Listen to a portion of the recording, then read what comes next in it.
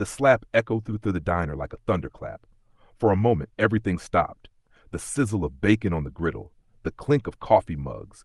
Even the jukebox in the corner seemed to hold its breath. Harold Hawk Jensen, 91 years old, thin as a rail, with silver hair and kind blue eyes, stumbled backward. His hand flew to his cheek. His glasses slipped down his nose.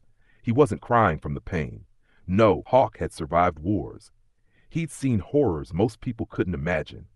But this, being slapped like a child in front of everyone, that hurt deeper than any bullet ever could. The man who hit him stood there, chest puffed out, smirking like he'd just won a prize. His name was Drake Calloway, mid-30s, tattoos crawling up his neck, a bully who made his living scaring people into giving him money. And right now, he thought he looked tough. He had no idea what was about to happen. Around him, 40 bikers sat frozen, massive men with arms like tree trunks, leather jackets covered in patches, beards that could hide small animals. They'd been laughing seconds ago, chomping on burgers and sharing stories. Now, silent as stone. One of them, a giant of a man named Ryder Iron Kane, slowly pushed his chair back. The legs scraped against the floor. It was the only sound in the entire diner. He stood up, 6'4", shoulders wide enough to block out the sun. His jaw was clenched so tight you could see the muscle twitching. Drake glanced around. For the first time, a flicker of doubt crossed his face. But he shook it off, trying to laugh it away. "What?" he sneered, looking at Hawk. "Stay out of my way, old man. This ain't your business." Hawk said nothing. His hand still rested on his burning cheek. His eyes, once sharp enough to spot enemies across a battlefield, now shimmered with shock and shame. The waitress behind the counter covered her mouth. A little boy in a booth started to whimper. His mother pulled him close, eyes wide with fear. Ryder took one step forward, then another. The other bikers began to stand one by one, like dominoes tipping in slow motion. 40 men, all watching Drake, all thinking the same thing. This man had just made the biggest mistake of his life. What happened next? Well, Drake Calloway would never forget it. But before I tell you how these bikers made him regret ever stepping foot in that diner, let me take you back to where this all started. Before I tell you what the bikers did to him, hit that subscribe button and drop a comment telling me, what would you do if you saw this happen?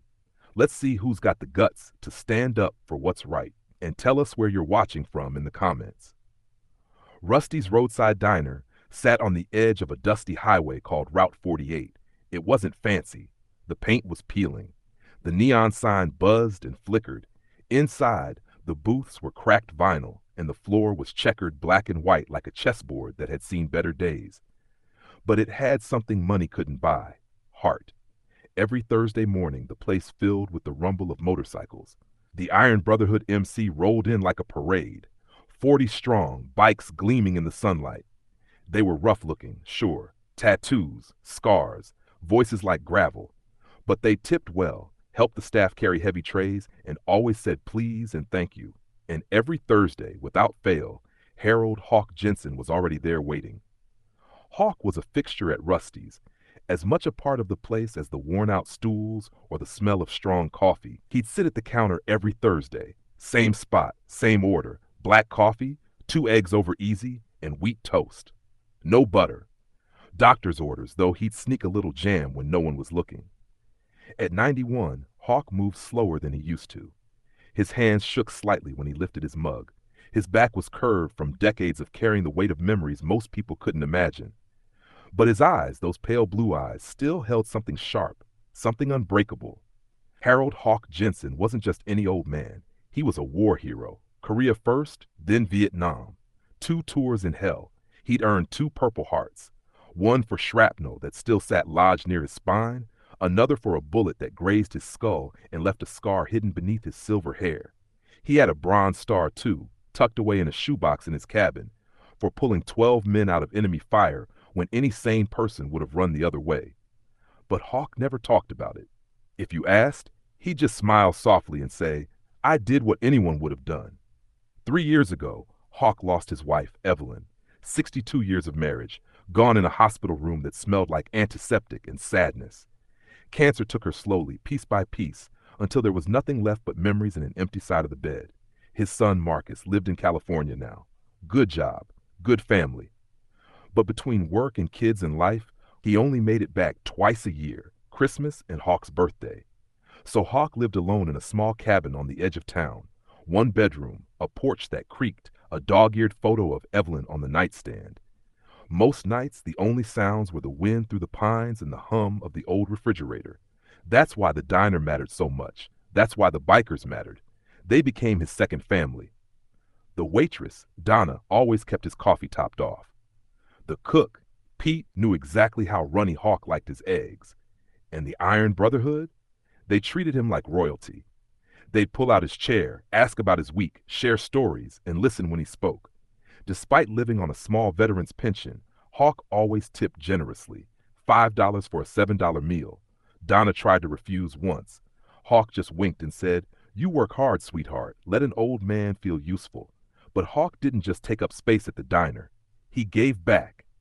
Young veterans, kids really back from Iraq and Afghanistan with ghosts in their eyes, would find their way to him. Word spread quietly through VA hospitals and support groups. If you're struggling, go talk to Hawk. He'd sit with them for hours, never judging, never preaching, just listening, sharing, reminding them they weren't alone. The bikers knew all this. They knew Hawk had saved lives overseas and continued saving them here at home.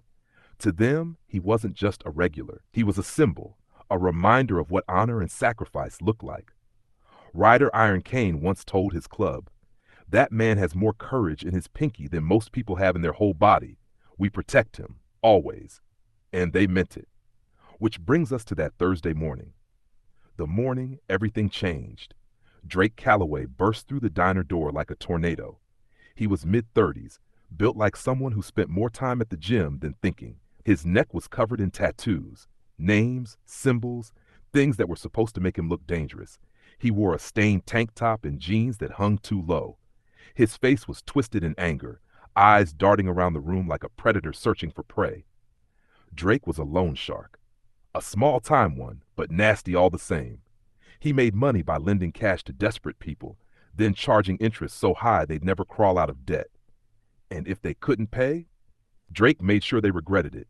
Broken windows, slashed tires, sometimes worse. He was loud, arrogant, the kind of guy who thought being mean made him strong. That morning, he was hunting someone, a man named Joel who owed him $300. Drake didn't care that it was breakfast time, didn't care that families were eating, didn't care about anything except making a scene. "Where is he?" Drake bellowed, shoving a table so hard that plates rattled. A woman gasped, pulling her child closer. "Joel, I know you're in here, you little worm." People froze. Forks hovered midair. Conversations died. Drake stomped through the diner, flipping chairs, slamming his fist on tables. "When I find you, you're done. You hear me? Done." Hawk sat at the counter, quietly sipping his coffee. He watched Drake through the reflection in the window. His jaw tightened. This wasn't right. This wasn't how people should act. He turned slowly on his stool. His voice was soft but clear. "Son, there's no need for all this noise. There are families here, children. Maybe take whatever this is outside." Drake stopped mid-rant. He turned, eyes narrowing. For a second, he didn't even respond, just stared at this frail old man with the audacity to speak up. Then he laughed, a cruel, mocking sound. "Mind your own business, Grandpa." Hawk didn't flinch. He stood slowly, bones creaking, one hand steadying himself on the counter. His voice stayed calm, respectful. "I'm just asking politely. Please, take it outside." Drake's face twisted, his fists clenched. The bikers shifted in their seats, watching, waiting. And that's when Drake made his first mistake. He stepped closer to Hawk, invading his space, towering over him. "You got a hearing problem, old man." What happened next would seal Drake's fate forever. Drake took another step forward, then another, until he was so close, Hawk could smell the cigarettes on his breath and see the vein pulsing in his temple. "You think you're tough because you're old?" Drake's voice dripped with venom. "You think I care about your medals or your war stories? That stuff doesn't mean anything to me, Grandpa. Not one thing." Around the diner, the bikers started shifting.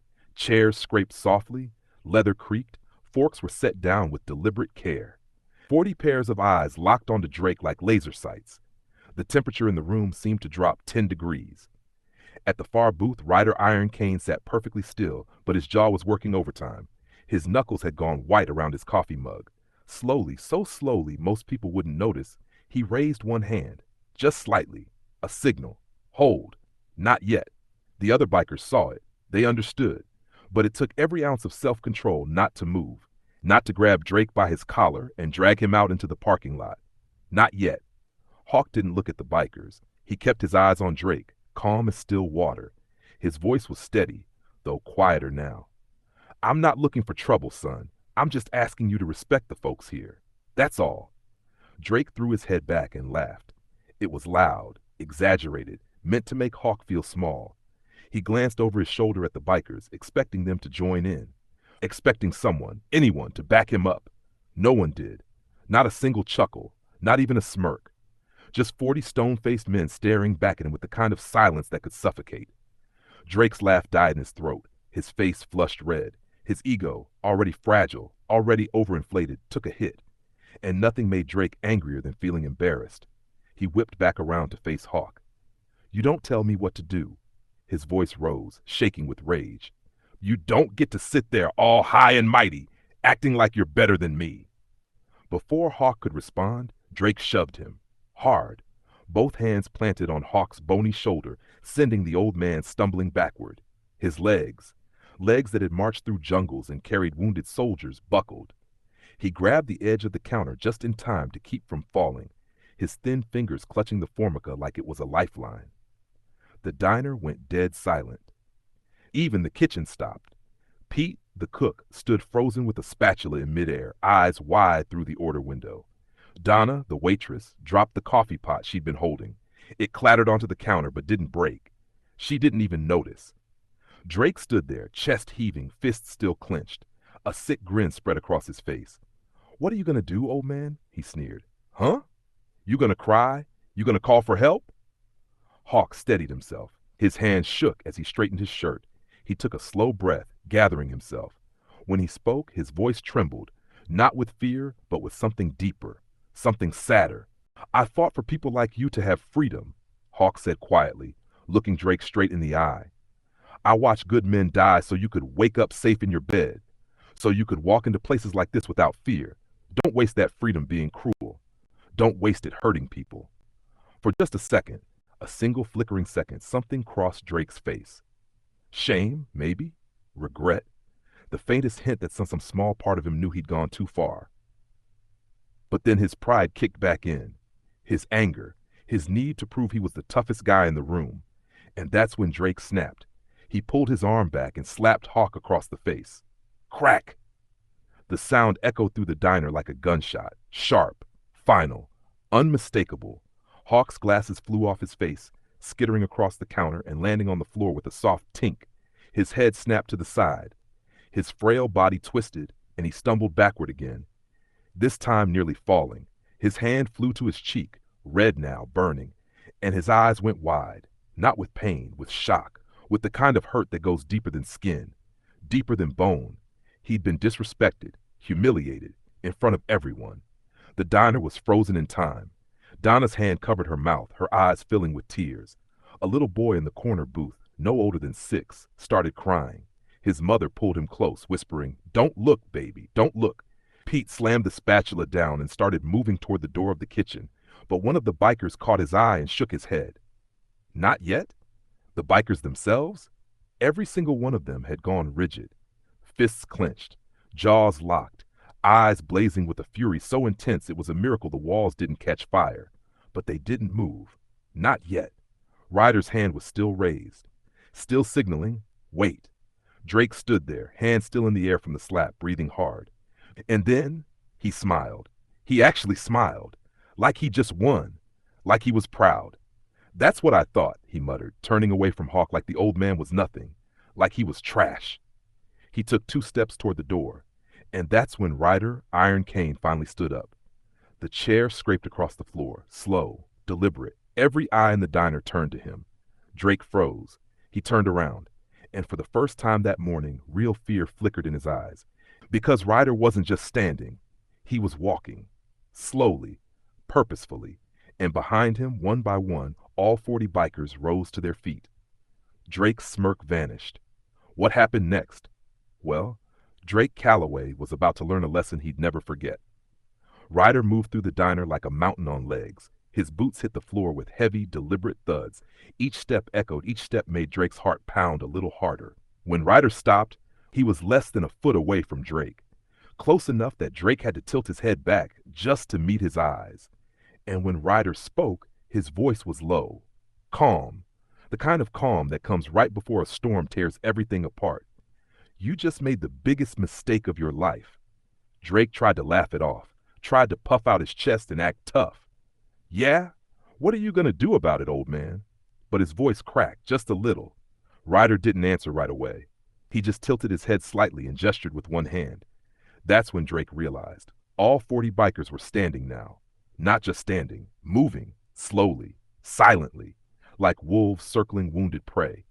They spread out, forming a wall around Drake, blocking the door, blocking the windows, blocking any chance of escape.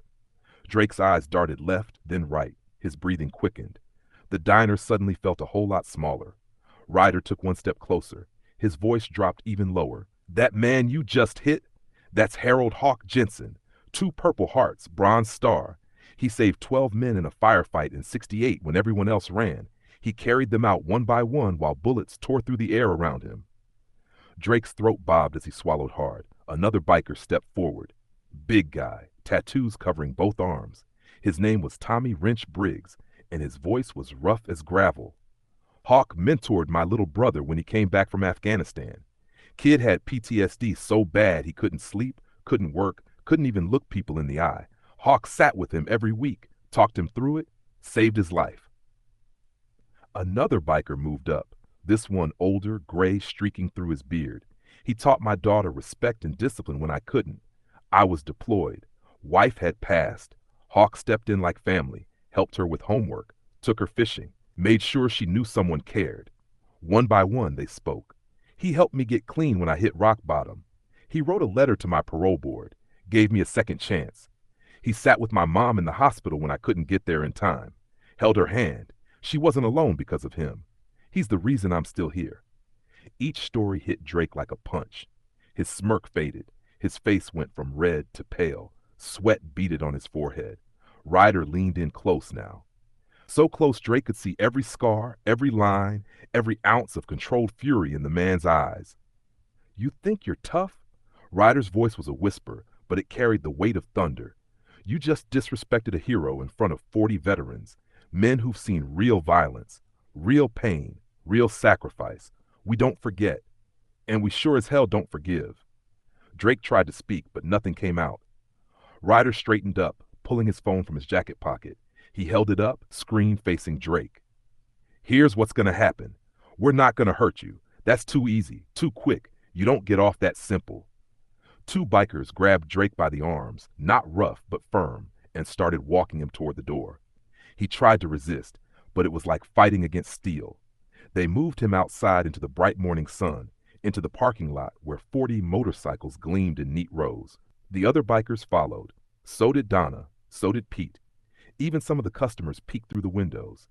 Hawk stayed inside, still holding his cheek, watching through the glass with sad, tired eyes. In the parking lot, the bikers formed a circle. Ryder pointed to the ground. "Kneel." Drake's eyes went wide. "What? No, no way, man. I'm not." The bikers revved their engines, all 40 of them. The sound was deafening, a roar that shook the ground, rattled windows, sent birds scattering from nearby trees. It was primal, powerful, a reminder that these men weren't playing games. Ryder didn't raise his voice. He didn't need to. "Kneel, or we post everything, every second of what you did in there, online, and this whole town will know exactly who you are, your name, your face, what you did to a 91-year-old war hero." Drake's knees buckled. Slowly shaking, he sank to the pavement. Ryder held up his phone, camera pointing at Drake's face. "Now, you're going to apologize, a real apology, to Hawk, on camera, and you're going to mean every word." Drake's jaw clenched. His pride fought back one last time. "I'm not." The engines revved again, louder this time. Drake broke. "I'm sorry," he shouted, voice cracking. "I'm sorry, okay? I shouldn't have hit him. I was wrong. I'm sorry." But Ryder didn't lower the phone. "Say his name. Tell him why you're sorry." Drake's hands trembled. "I'm sorry, Harold Jensen. You didn't deserve that. I was out of line. I'm sorry. Ryder stopped recording, but he wasn't done. Now, he said, gesturing to the rows of motorcycles, you're going to wash every single one of these bikes. By hand, all 40. Drake's mouth fell open. You can't be serious. Tommy Wrench Briggs tossed him a sponge and a bucket of soapy water. Oh, we're serious.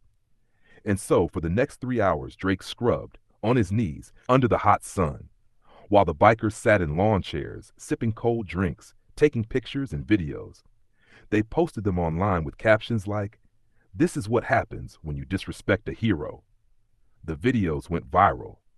By evening, the local news had picked it up. Drake's face was everywhere. His loan shark business crumbled overnight. No one wanted to work with a coward who hit old men. The sheriff showed up just as Drake finished the last bike. He didn't arrest him, didn't need to. He just leaned in close and said, "I suggest you leave town, tonight." Drake, covered in soap and shame, didn't argue. He slunk away, humiliated and broken. But the story was just beginning. Back inside the diner, Hawk sat at the counter, still shaken. His hand rested on his cheek where the slap had landed. His glasses were back on but crooked. He stared down at his cold coffee, silent. Ryder walked in first, followed by the others. Without a word, he pulled up a stool next to Hawk and sat down. Donna rushed over with a fresh pot of coffee, filling Hawk's cup with trembling hands. She didn't say anything, just squeezed his shoulder gently. Ryder placed a heavy hand on Hawk's back. "Your family, always have been." Hawk looked up, his pale blue eyes wet with tears he refused to let fall. He nodded, unable to speak. The other bikers gathered around. Tommy brought him a plate of warm toast. Another biker, a younger guy named Leo, knelt down and picked up Hawk's glasses, cleaning them carefully with his shirt before handing them back. Pete came out from the kitchen, apron still on, and stood in front of Hawk. "You don't pay here anymore, Hawk. Not today. Not ever. Your money's no good here." Hawk started to protest, but Pete held up a hand. "I mean it. This is your home, your family." 2 weeks later, the Iron Brotherhood held a ceremony in the parking lot of Rusty's.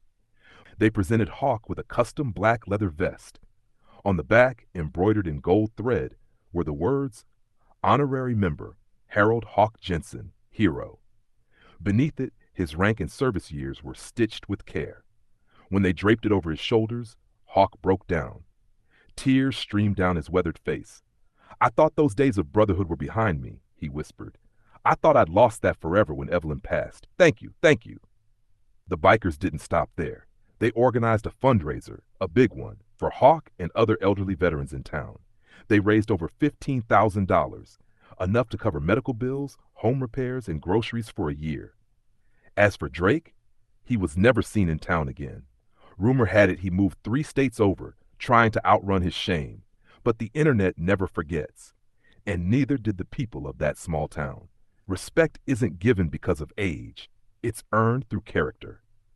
Harold Hawk Jensen earned it in war and in life. Drake thought power came from fear, but true strength is standing up for those who can't defend themselves. The bikers didn't just defend an old man that day. They defended honor, dignity, and the belief that good people still exist. Sometimes the loudest justice is the quietest act of loyalty. If this story moved you, smash that like button and subscribe. We need more people who believe in standing up for what's right. Drop a comment and tell me, have you ever stood up for someone who couldn't defend themselves? What happened? Share your story below. And if you know a veteran or someone who deserves respect, tag them in the comments. Let's spread some love today.